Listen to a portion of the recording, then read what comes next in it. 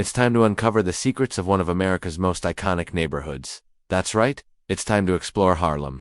The year is 1920, and you are in New York City. The Great Migration has brought hundreds of thousands of African Americans from the rural South to the big city. And with them, they brought their music, their art, and their culture, all of which would soon explode in popularity. This is the story of how Harlem became the cultural capital of the world. In the early 1900s, African American artists, writers, and musicians began to settle in the neighborhood of Harlem in New York City. At this time, it was a predominantly white neighborhood, but that would soon change. As more and more African Americans moved up north for better jobs and a better life, Harlem became a hub for black culture. The area was known for its cheap rents, which made it attractive to working-class African Americans.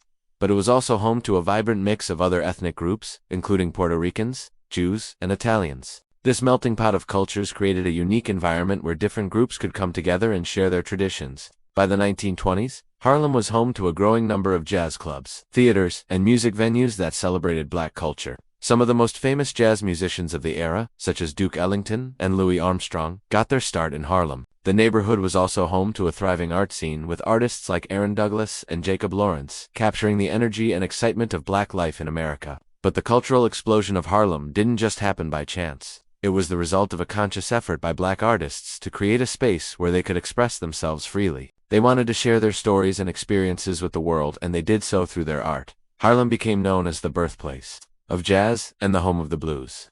Its music venues were packed with people from all walks of life, who came to experience the infectious rhythms and improvisational nature of these new musical forms. The Cotton Club, located in the heart of Harlem, was one of the most famous jazz clubs of the era. It was here that black musicians could showcase their talents to a wider audience. However, despite its reputation for celebrating black culture, the club had a strict racial segregation policy. This meant that black performers had to entertain a white audience, but were not allowed to perform for or even enter the premises with their own families or friends. As the Harlem Renaissance flourished, it attracted the attention of white Americans who were curious about this new black cultural movement. Some saw it as a threat, while others were genuinely interested in experiencing the music, art, and literature of Harlem.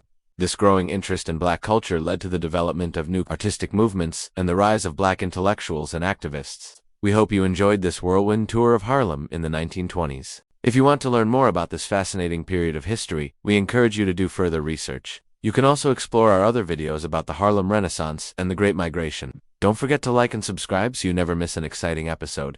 Until next time, stay curious and keep exploring the world around you.